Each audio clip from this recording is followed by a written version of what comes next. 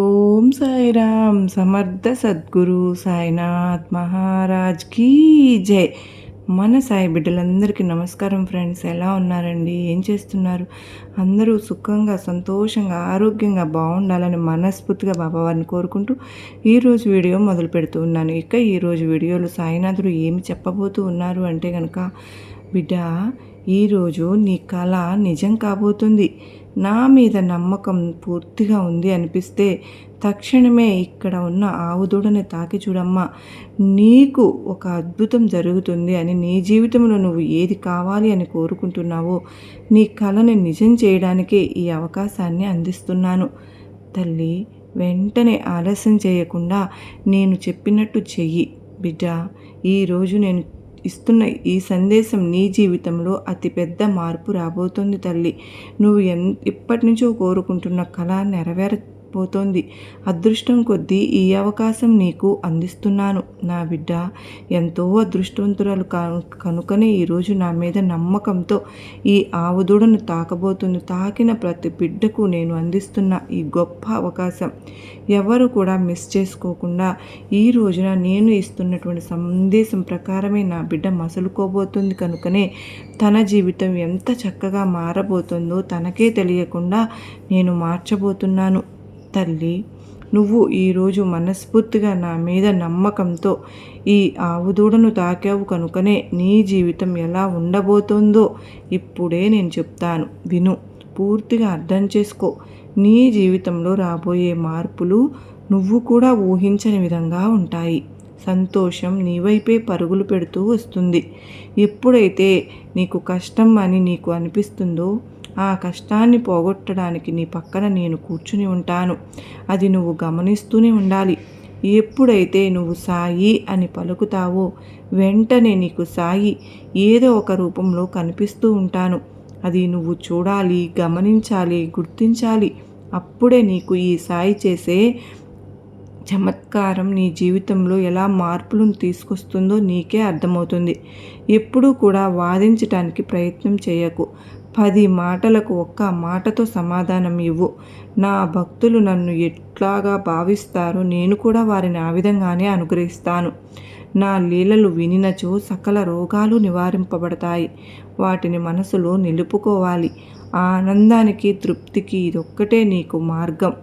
ఎన్నడూ కూడా నీ జీవితంలో కష్టాలు ఉన్నాయి అని 10 మందితో చెప్పుకోకు, ఆత్మీయులతో చెప్పుకో.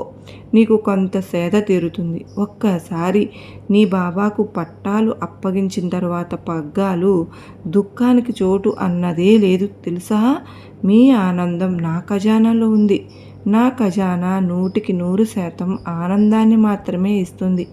తాబేలు తన మనోనేత్రంతోనే తన బిడ్డలను ఎలా రక్షిస్తుందో అలాగే నేను నా మనోదృష్టి చేతనే నిన్ను కాపాడుకుంటూ వస్తున్నాను బిడ్డ. నా భక్తుడు ఎక్కడ ఉన్నా సరే, ఏం చేస్తున్నా సరే, లోపల వెలుపల ఎల్లప్పుడూ అతడితోనే ఉంటాను. నా భక్తుని గురించి నేను ఎల్లప్పుడూ కూడా ఆలోచిస్తూ ఉంటాను తల్లి. ఏ రోజైనా సరే నా గురించి ఆలోచించావా? ఒక్క రాత్రి నా గురించి ఆలోచించావా? ప్రతిరోజు నీ కష్టం గురించి మాత్రమే ఆలోచిస్తావు. నీ బాధల గురించి మాత్రమే కన్నీళ్లు పెట్టుకుంటావు. ఏ రోజైనా, ఏ రాత్రి అయినా, ఏ పూటైనా సరే నా గురించి ఒక్క క్షణం ఆలోచించావా? నా గురించి ఎన్నో లీలలు చదివావు అని చెబుతున్నావే.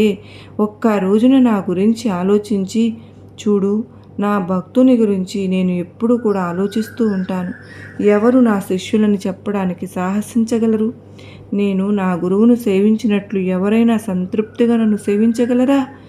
నా గురువును సమీపించడానికి నేను వణికిపోయేవాడిని తెలుసా తల్లి. నాకు రాత్రంతా నిద్ర పట్టలేదు. నీ గురించి మాత్రమే ఆలోచిస్తూ ఉండిపోయాను తల్లి. ఎవరి మంచితనం ఎలా ఉంటే వారి అభివృద్ధి కూడా వారి జీవితంలో అలాగే ఉంటుంది. నేను అందరినీ దక్షిణ అడగను. ఆ ఫకీరు ఎవరిని చూపిస్తారు వారినే అడుగుతాను. కానీ బదులుగా వారికి నేను తీసుకున్న దానికి 10 ఇవ్వవలసి ఉంటుంది. నా చరిత్ర పఠనం రాస్తూ ఉంటే నీకు నయమవుతుంది. ఊది కనుక రాసుకున్నావు అంటే ఒకవేళ నీ ఆరోగ్యం పట్ల నీకు ఎన్నో సంవత్సరాలుగా మదన పడుతూ ఉన్నావు. నేను చెప్పినట్లు చెయ్యి, అది చాలు, నీ ఆరోగ్యం చక్కగా కుదుటపడుతుంది. ఉద్యోగం కోసం తపన పడుతున్నావా? ఈరోజు చక్కటి ఆవుదూడను తాకావు. ఈ ఆవుదూడ నీకు లక్ష్మీదేవితో సమానమమ్మా. ఆర్థికంగా వెనకబడి ఉంటే నీ జీవితమే మారిపోతుంది. ఈరోజు ఆవును తాకావుగా అంటే ఈరోజు నేను ఇస్తున్న ఈ సందేశం కేవలం ఆవు దూడను తాకిన నా బిడ్డ కోసం మాత్రమే. తన భవిష్యత్తు బాగుండాలని చెప్పి సందేశం. ఎప్పుడైనా మనం ఇతరులకు ఏదైనా చేయదలిస్తే వారి బరువు బాధ్యతలను మనం స్వీకరించాలి. నేను అడిగే 2 రూపాయలు దక్షిణ నువ్వు అనుకుంటున్నట్టు ఈ రూపాయలు కాదు. ఒకటి నిష్ఠ అంటే అనన్యమైన నమ్మకం అనేది ఉండాలి. రెండవది సబూరి, సంతోషంతో కూడిన ఓరిమి. ఏ విషయాన్నైనా సరే మనమే స్వయంగా చూసి తెలుసుకోవాలి. ఇతరులను ప్రశ్నించి వారి అభిప్రాయాలు అనుభవాలు సేకరించడంలో ప్రయోజనం ఏముంది చెప్పు తల్లి. నేను ఈ 3 మూరల శరీరానికి మాత్రమే పరిమితం కాలేదు కదా. నేను అంతటా ఉన్నాను. ప్రతి చోట నన్ను దర్శించవచ్చు. నీ నిష్ఠ చెదరకుండా సంరక్షించుకో, అంతే నేను కోరుకునేది. అదేనమ్మా బిడ్డ. నువ్వు చేసిన వాగ్దానాలన్నీ నేను నెరవేర్చడానికి ప్రయత్నించే. నీవు ఎప్పుడు కూడా సత్యాన్ని మాత్రమే అంటిపెట్టుకుని ఉండాలి. అప్పుడు నీవు ఎక్కడున్నా అన్ని సమయాలలోనూ నేను నీతోనే ఉంటాను. ఏ విషయంలో అయినా సరే నీకు తోడుగా ఉండి ప్రతిదీ నీకు సానుకూలంగా మారేలాగా చేస్తాను. నా వారిని నా నుండి దూరంగా వెళ్ళడానికి నేను అనుమతించను. ఈ ప్రదేశం అంటే షిరిడీ జనులను చంపడానికి కాదమ్మా, వారిని కాపాడి హక్కున చేర్చుకోవడానికే ఉంది. ఎవరు నాకు 1 సమర్పిస్తారో వారికి నేను 2 ఇస్తాను. 2 ఇచ్చిన వారికి 5 ఇస్తాను. 5 ఇచ్చిన వారికి 10 ఇస్తాను. ప్రత్యక్ష గురువు ఉండాల్సిన పని ఉందా? లేదు. అంతా మనలోనే ఉంది. నీవు ఏ విత్తనం నాటతావో అదే ఫలితాన్ని నువ్వు పొందగలుగుతావు. నువ్వు ఎంత ఇస్తావో అంతే నీకు లభిస్తుంది. భయపడకు బిడ్డ, అంతా సవ్యంగా జరుగుతుంది. నువ్వు నా వద్ద ఊరికి కూర్చో. చేయవలసిందంతా ఇక నేనే చేస్తాను. మనం ఎవరి కష్టాన్ని కూడా ఉచితంగా పొందకూడదమ్మా. ఈ సద్బ్రాహ్మణుడు లక్షలాది మంది జనాలను శుభ్ర మార్గంలో గమ్యానికి చేరుస్తాను. ఎవరైతే ఎల్లప్పుడూ నన్నే స్మరిస్తూ నన్నే నమ్ముకుని ఉంటారో వారికి నేను రుణగ్రస్తుడను. వారిని రక్షించడానికి నా తలనైనా ఇచ్చేస్తాను అని సాయినాథుడు అంటున్నారు. ఫ్రెండ్స్, ఈరోజు సాయినాథుడు ఏమి చెప్పబోతున్నారు అంటే, బిడ్డ, నీ జీవితంలో ఎంత పెద్ద కష్టం వచ్చినా అది నాపై వేయమ్మా. అది నేను చూసుకుంటాను. నీ కష్టాన్ని పక్కన పెట్టు. ముందు నీ కన్నీళ్లు తుడుచుకో తల్లి. ఈ బాబా ఉన్నంత వరకు నీ కన్నీటికి కారణమైన వాళ్ళను ఊరికే వదలను. ఈరోజు సంతోషంగా నా మీద నమ్మకంతో ఈ ఆవు దూడను తాకావు కదా, ఇక నీకు అన్నీ సంతోషాలు. ఎప్పుడైతే ఆవు దూడను తాకావో అందులో నీకు 30,000 కోట్ల దేవతలు ఉంటారు అని నీకు తెలుసు.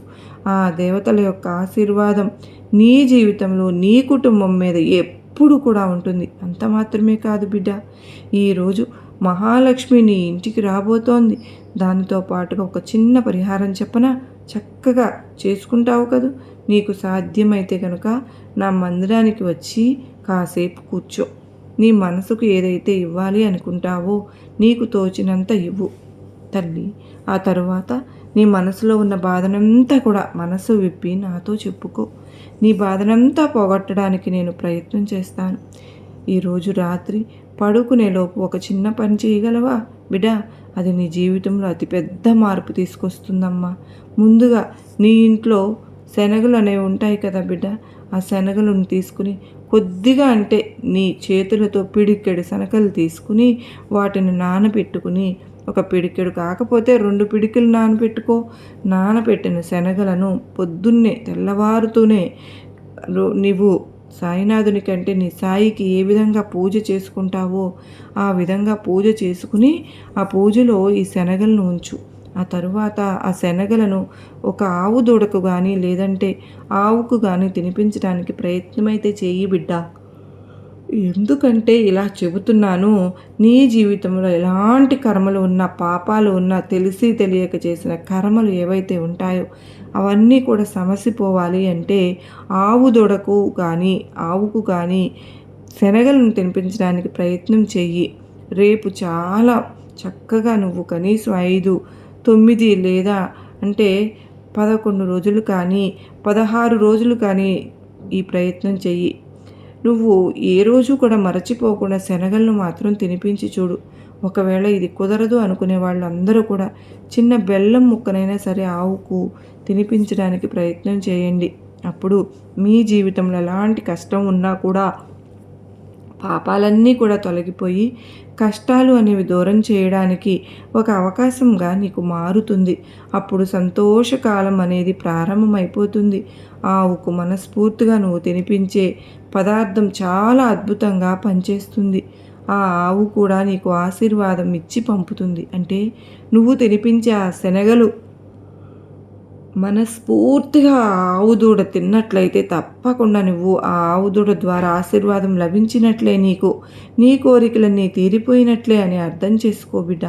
ఎప్పుడైతే ఈ చిన్న పరిహారం చేసుకోవడానికి ప్రయత్నం అయితే చేస్తావు, నీ తప్పులన్నీ కూడా అతి త్వరలోనే తొలగిపోయి కష్టాల నుండి నువ్వు దూరం అవుతావు. కనుకనే నీకు నేను ఇస్తున్న ఇంతటి గొప్ప అవకాశాన్ని వదులుకోకుండా ప్రయత్నం అయితే చెయ్యి బిడ్డ. నీకు వీలు కాదు అని అనిపించినప్పుడు ఏదైనా సహాయానికి ముందడుగు వెయ్యి. మంచి మార్గంలో నడవడానికి ప్రయత్నం చెయ్యి. లేని వారికి ఆదుకోవడానికి ప్రయత్నం చేయొచ్చు. అప్పుడు నీ బాబా కూడా వెన్నంటే ఉండి నువ్వు చేసే ప్రతి పనిలో కూడా విజయం సాధించాలని కోరుకుంటూ ఉంటాను. మరి ఈ వీడియోలో సాయినాథుడు చెప్పిన ఈ సందేశం ప్రతి ఒక్కరికి అర్థమైంది కదా ఫ్రెండ్స్? అర్థమైందనే అనుకుంటున్నాను. అర్థమైన వాళ్ళందరూ కూడా శ్రద్ధ, సబూరి అని మీరు అలవరుచుకుని, అలాగే ఈరోజు సాయినాథుడు అందించిన ఒక చిన్న పరిహారాన్ని ప్రతి ఒక్కరూ కూడా కష్టంలో ఉన్నవారు వారి కష్టం తొలగాలని ప్రయత్నించండి. మరో చక్కని సాయినాథుని సందేశంలో కలుసుకున్నాం. అంతవరకు అందరూ బాగుండాలి, అందరిలో నేను ఉండాలి అని మనస్ఫూర్తిగా బాబావారిని కోరుకుంటూ, ఆ సాయినాథుని కృపా కరుణ కటాక్షములు మనందరిపైన నిండుగా మెండుగా ఉండాలి అని మనస్ఫూర్తిగా బాబావారిని వేడుకుంటూ మరలా కలుసుకునేంతవరకు మీ అందరి దగ్గర సెలవు తీసుకుంటున్నాను ఫ్రెండ్స్. సర్వే జనా సుఖినో భవంతు, లోకా సమస్త సుఖినో భవంతు.